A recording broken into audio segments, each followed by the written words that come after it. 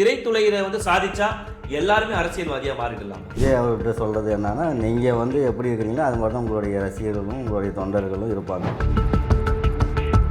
நீ வந்து உங்கள் மனைவியை வந்து அசால்ட்டாக இந்த லெஃப்ட் ஹேண்டில் டீல் பண்ணி ரைட் ஹேண்டில் டீல் பண்ணுவேன். ரீல்ஸ் நடிகர் ரியல் ஹீரோவா மாறுவாரா மாற மாட்டாரா 2026 தேர்தல்? இவர் வந்து அசால்ட்டாக நான் டீல் பண்ணுவேன் அப்படின்னு சொல்கிறாரு. அதாவது வந்து அது மிகப்பெரிய தவறு.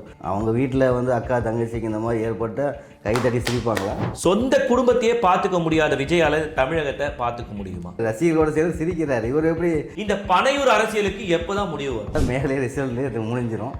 அதுக்கப்புறம் வந்து அவர் வந்து ரீகேப் பண்ணி பார்ப்பார், நம்ம என்னென்னலாம் பண்ணணும் என்ன பேசும்போது அது அவருக்கே காமெடியாக இருக்கும். இவங்க எந்த தொகுதிக்குமே போகிறது இல்லையா? அந்த தொகுதி பனையூருக்கு தானே வருது. இப்போ யூடியூப்பில் போடுவாங்க, விஜய் போட்டால் அடுத்தது தளபதி போட்டால் அப்புறம் எடப்பாடி போட்டால் சீமான் போட்டால் இதை கிளிக் பண்ணால் உடனே 80% விஜய் டிவிக்கு. ஓ நாம் தான் மன வச்சிருக்கோம். நீ வந்து பயந்துக்கிட்டு உன்னுடைய படம் சுய லாபத்துக்காக உன்னுடைய ஜனநாயக படம் வெளியில் வரணும், இந்த சிபிஐயில் இந்த கேஸில் வந்து தப்பிக்கணும்.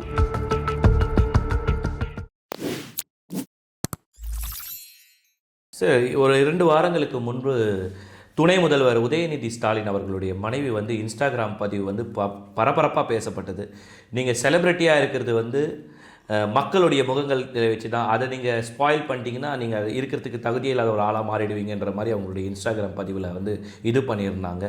இது வந்து விஜயை குறித்து தான் அவங்க போட்டதாக பேசப்பட்டது. அதை பற்றி நீங்கள் என்ன நினைக்கிறீங்க? அதான் சொல்கிறேன். நம்ம வந்து உங்களை ஒரு ஃபேன் பேஸ் உங்களை வந்து நான் உங்களை ஃபாலோ பண்ணுறேன்னா நீங்கள் என்ன செய்கிறீங்களோ அதை தான் நான் செய்ய தோணும். அதான் ஒரு வாத்தியார் எப்படி போனோம் அப்படி தான் மாணவன் இருப்பான்னு அந்த காலத்தில் சொல்லுவாங்க.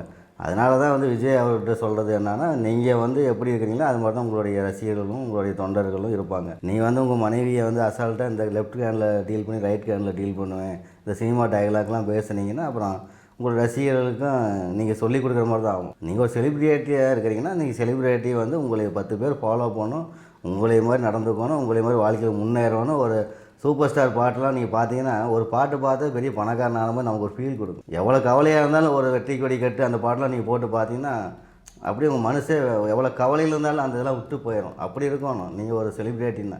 உங்களை பார்த்தாவே வந்து விமர்சனம் பண்ணக்கூடிய விஷயங்களாக இருந்ததுன்னா உங்களை பின்தொடர்றவனுக்கு அது உற்சாகத்தை கொடுக்காது. கொஞ்ச நாள் வந்து உங்களுக்கு அந்த ரசிகனை உங்களை விட்டு போயிடும். அதனால் நீங்கள் வந்து பொது வாழ்க்கையில் வந்துட்டீங்க, எப்படி இருக்கணும் என்ன பண்ணணுங்கிறது ஒரு எடுத்துக்காட்டாக நீங்கள் எடுத்துக்கணும். சார், ஆரம்ப காலகட்டத்திலேருந்து அரசியலும் சினிமாவும் ஒன்றிணைந்த ஒன்றாகவே தான் பார்க்கப்படுது. அரசியலில் முக்கிய புள்ளியாக இருக்கக்கூடியவங்க எல்லாருமே பின்னணியில் வந்து பார்த்திங்கன்னா திரை உலகத்திலுடைய பின்புலத்தில் இருந்து தான் வெளிவந்தவங்களாக இருப்பாங்க.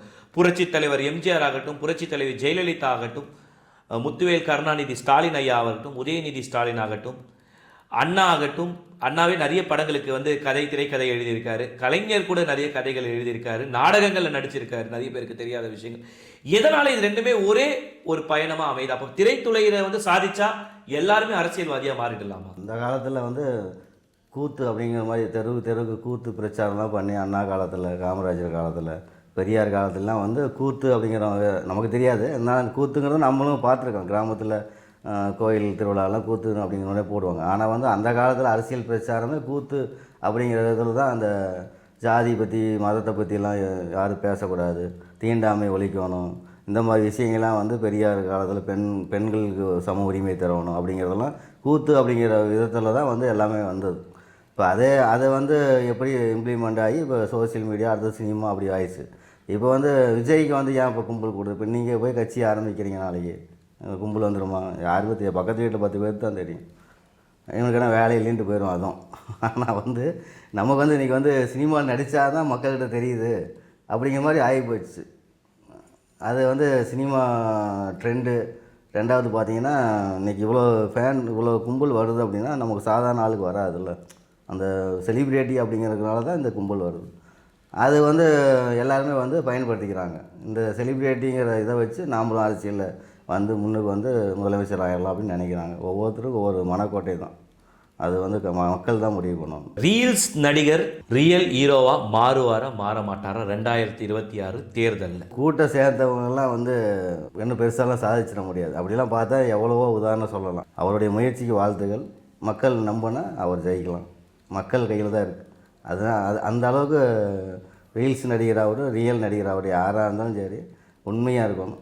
இன்றைக்கி வந்து தளபதி முதலமைச்சராக இருந்து அவர் செஞ்ச நலத்திட்டங்களுக்கு முன்னாடி நீங்கள் இன்னும் வேறு லெவலில் வந்து செய்கிறோன்னு சொல்லி அதை வந்து மக்கள் எப்படி ஏற்றுக்குவாங்க அப்படிங்கிறதெல்லாம் இருக்குது. இன்றைக்கி வந்து செஞ்ச திட்டங்கள் இதெல்லாம் பார்க்குறதுக்கு நீங்கள் சொல்கிறதுக்கு எல்லாமே டிஃப்ரெண்ட் இருக்குது. மக்கள் கையில் தான் இருக்குது. மக்கள் தீர்ப்பே மகேஷன் தீர்ப்புன்னு சொல்லி நம்ம வந்து யாரையும் வந்து டிக்ரீஸ் பண்ண வேண்டாம். நம்ம என்றைக்குமே வந்து ஒரு நெகட்டிவ் பண்ணி பேசி பழக்கம் கிடையாது.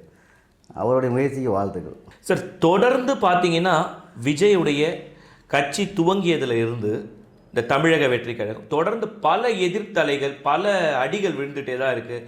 அவருடைய படம் வெளியாகவே இல்லை, கடைசி படமான ஜனநாயகம். அதை தொடர்ந்து பார்த்தீங்கன்னா பல சர்ச்சைகள், கரூர் இஷ்யூ ஆகட்டும், எல்லா இடத்துல நடக்கக்கூடிய பொதுக்குழுலேயும் ஒரு மறைவு, யாரோ ஒருத்தவங்க இறந்துடுறாங்க. இந்த கடைசியாக வேலூரில் பார்த்தீங்கன்னா ஒரு நார்த் இந்தியன் வந்து கூட்ட நெரிசலில் இறந்தார். இது தொடர்ந்து அவருடைய பர்சனல் வாழ்க்கையில் இப்போ நடந்தக்கூடிய இந்த டிவோர்ஸ் விஷயங்கள் ஆகட்டும், தொடர்ந்து பல சர்ச்சைகளையே சந்திச்சுட்டு வராங்களே, அதை பற்றி என்ன நினைக்கிறீங்க? ஒரு செலிப்ரிட்டியாக வந்து ஒரு ஃபேன் பேஸ் உள்ள ஒரு திடீர்னு ஒரு அரசியல் வரும்போது நாம் ஃபஸ்ட்டு தெளிவாக இருக்கணும். நமக்கு மேலே என்னென்ன குற்றச்சாட்டுகளாக இருந்தாலும் அதெல்லாத்தையும் சரி பண்ணிவிட்டு அப்புறம் தான் அரசியலுக்கே வரும். அதாவது அதிகம் என்ன சொல்ல, நீ குற்றவாளின்னு சொன்னால் நம்ம 3 பேர்களும் நம்மளே குற்றவாளின்னு சொல்லணும் அப்படிங்கிறது தான். நீ குற்றவாளின்னு சொல்லும்போது நம்ம 3 பேரும் நம்மளையும் குற்றவாளி அப்படிங்கிறது தான் நம்ம இந்த இது அர்த்தம் அப்படிம்பார். அதுதான் எல்லா இதுலேயும் இப்படி இருக்கும். ஃபஸ்ட்டு நாம் நல்லவனாக இருக்கணும், அதுக்கப்புறம் தான் அரசியலுக்கு வரணும்.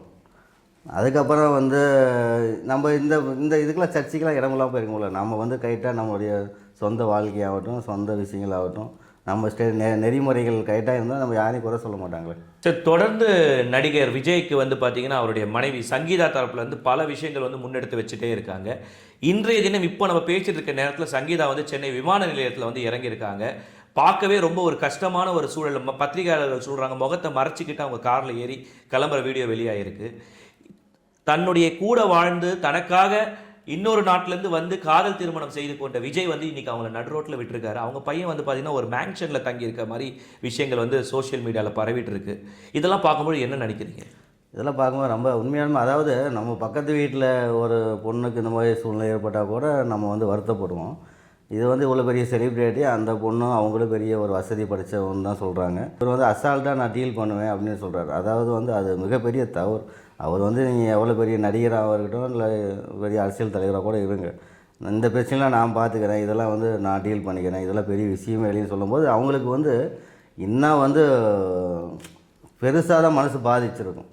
அவங்க வந்து சரி பரவாயில்ல விட்டுறலாம் அப்படின்னு நினைக்கிறவங்க கூட இந்த மாதிரி ஒரு பேசும்போது இன்னும் வந்து அவங்களுக்கு தூண்டுதலாக தான் இருக்கும். பெண் என்றைக்குமே பெண்கள் வந்து மனசு என்றைக்குமே கஷ்டப்படுத்தக்கூடாது. இவர் வந்து ஓப்பனாக வந்து ஒரு அது ரசிகர்களுக்கு மத்தியில் சொல்லிவிட்டு கை தட்டி சிரிக்கிறாங்க.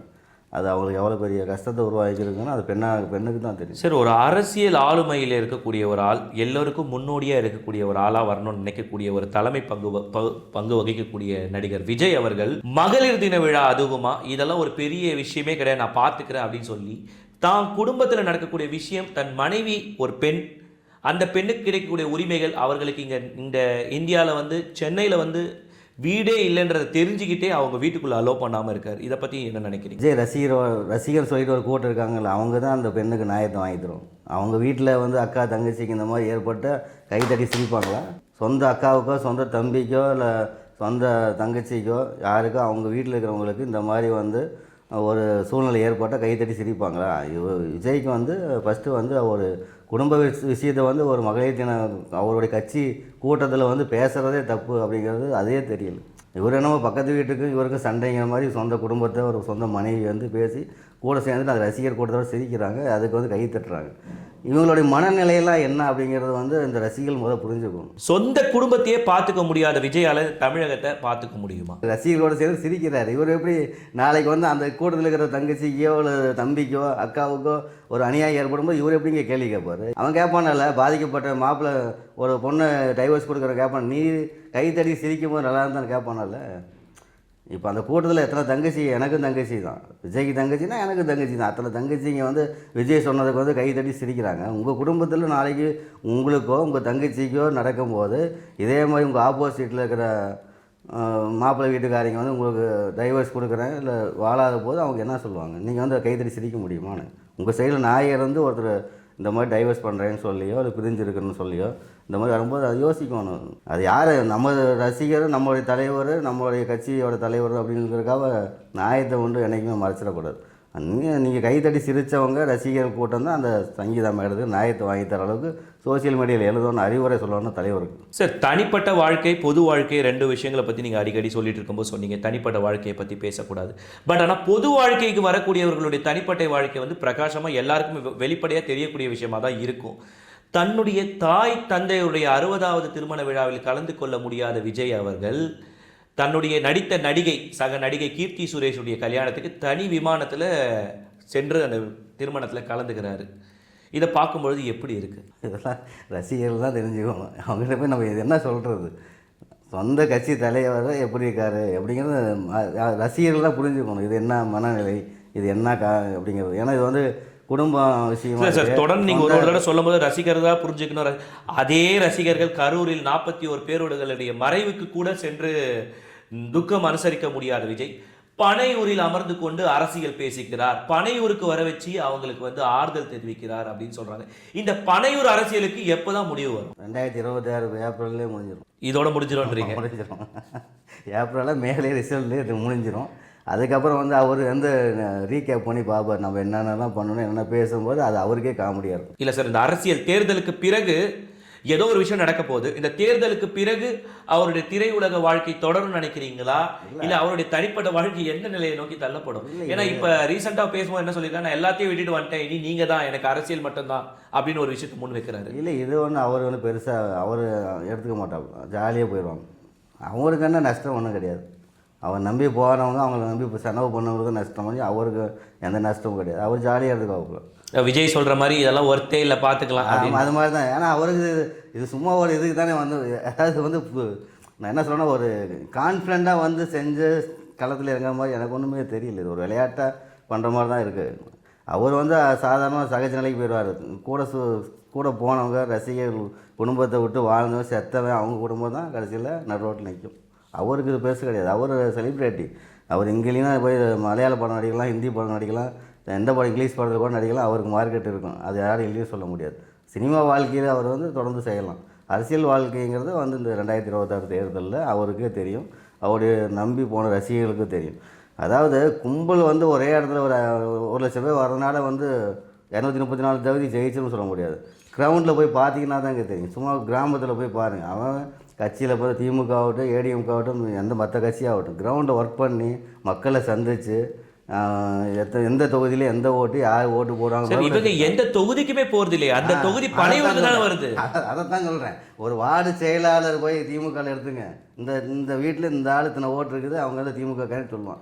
நீ எங்கே என்ன வச்சுக்கிறீங்க ஆள்? சரி, இந்த நேரத்தில் இந்த விஷயத்தை பதிவு பண்ணி அவனை இவங்க வந்து திமுக அரசை குற்றம் சாட்டுறதுக்கு தகுதியே இல்லாத ஆட்கள் அப்படின்னு நான் முன்வைக்கிறேன். காரணம் என்னன்னா, 234 தொகுதிகளிலும் முதல்வர் மு.க. ஸ்டாலின் அவர்கள் செல்லாத தொகுதியே கிடையாது, சந்தும் கிடையாது, இடுக்கும் கிடையாதுன்னு தான் சொல்லணும். ஏன்னா இவங்க எந்த ஏரியாவுக்கு போயிருக்காங்க? பனையூரை மட்டும்தான் அவங்களுடைய அரசியல் மையமாகவே இயங்கிட்டு இருக்கு. பனையூர்ல தான் இவங்களோட மொத்த அரசியலும் செயல்படுது. அது இல்லை, பனையூர் இல்லை, சோசியல் மீடியாவில் தான் இயங்குது. இந்த சோசியல் மீடியா போதையில் இருக்காங்க, அவ்வளோதான். மற்றபடி ஒன்று இப்போ யூடியூப்பில் போடுவாங்க, அடுத்த 2026 சட்டமன்ற தேர்தலில் வெல்ல போவது யார், ஒன்று விஜய் போட்டால், அடுத்தது தளபதி போட்டால், அப்புறம் எடப்பாடி போட்டால், சீமான் போட்டால், இதை கிளிக் பண்ணால் உடனே 80% விஜய் டிவிக்கு. ஓ, நாம் தான் முதல்ல வச்சது. இதுதான் வந்து ட்ரெண்டு. இன்றைக்கி வந்து அப்படி தான் போயிட்டுருக்கு. ஃபீல்டு ஒர்க்கு, ஃபீல்டில் போய் பார்த்து மக்களுக்கு நலத்திட்டங்கள் என்னென்ன சேர்ந்துருக்கு, மக்கள் யாரை மறுபடியும் தேர்ந்தெடுக்க போகிறாங்க அப்படிங்கிற விஷயங்கள்லாம் வந்து ஃபஸ்ட்டு இவங்க டிவிக்கே மட்டும் இல்லை எல்லா கட்சிக்காரங்களும் தெரிஞ்சுக்கோன்னு தான் சொல்ல வரேன் இந்த நேரத்தில். சார், விஜயுடைய கூட்டணி வந்து எதோட அமையும் நினைக்கிறீங்க? அவர் கூட்டணி அமைக்கிற மாதிரி ஒன்று பேசியிருக்காங்க. ஒன்றுமே கூட்டணிக்கு அவங்க யாரும் கூப்பிட்ற மாதிரி தெரியலையே. பவன் கல்யாண் அவர்கள் கூட்டணி குறித்து தான் பேச்சுவார்த்தை நடத்தியிருக்காங்க. இன்றைக்கி கூட பார்த்தீங்கன்னா அந்த படம் வெளியீட்டுக்காக நடக்கக்கூடிய விஷயங்களுக்காக டெல்லிக்கு கிளம்பியிருக்காரு நடிகர் விஜய் அவர்கள். சரி, அப்படி பார்த்தா வந்து இப்போ ஆதவர்ஜனா சொன்னாப்புல இப்போ கூட்டணி அமைச்சா இவங்க வந்து பிஜேபிக்கு பயந்து ஒடுங்கி போய் தானே கூட்டணி அமைக்கிறான்னு அர்த்தம். இப்போ தலைவர் சூப்பர் ஸ்டார் ரஜினிகாந்த் அவர் வந்து திமுக வந்து மிரட்டுச்சு, அதனால தான் வந்து அவர் கட்சியை வந்து இது பண்ணிவிட்டு ஆரம்பிக்கல, பயந்துட்டு வெளியில் போயிட்டாருன்னு சொல்கிறாரு. சரி, ரைட், அப்படி அவருடைய வார்த்தை வச்சுட்டாங்க. இன்றைக்கி வந்து பிஜேபியோட போய் விஜய் கூட்டணி வச்சா நீ வந்து பயந்துக்கிட்டு உன்னுடைய படம் சுய லாபத்துக்காக உன்னுடைய ஜனநாயக படம் வெளியில் வரணும், இந்த சிபிஐயில் இந்த கேஸில் வந்து தப்பிக்கணும், அந்த 41 பேர் சேர்த்தவங்களுடைய சாவை மூடி மறைக்கணும், இதெல்லாம் க்ளோஸ் பண்ணி ஃபைலை க்ளோஸ் பண்ணி நாம் நல்லவனாக போயிடணும், நாமளும் வந்து வெளியில் வந்துடணும் அப்படிங்கிறக்காக நீங்கள் வந்து கட்சி கொண்டு பிஜேபியில் அடகு வைக்க போயிருந்தான்னு அர்த்தம். அப்படி இருந்தால் அப்படின்னா யார் பயந்துட்டுருக்குறா? நீங்கள் தான் பயந்துட்டு இப்போ வாழ்வா சாவான்னு இருக்கிறீங்க. இந்த சூப்பர் ஸ்டாரை பற்றி நீங்கள் டச் பண்ணியிருக்க அவசியமே கிடையாது. எதிர்பாராததை எதிர்பாருங்கள். 2026 தேர்தல் களம் மக்கள் தீர்ப்பே மகேஷன் தீர்ப்புன்னு சொல்லி ரொம்ப ஒரு அழகான ஒரு முடிவை கொடுத்துருக்கீங்க. உங்களை சந்திச்சதுல ரொம்ப நன்றி சார். நன்றி, வணக்கம்.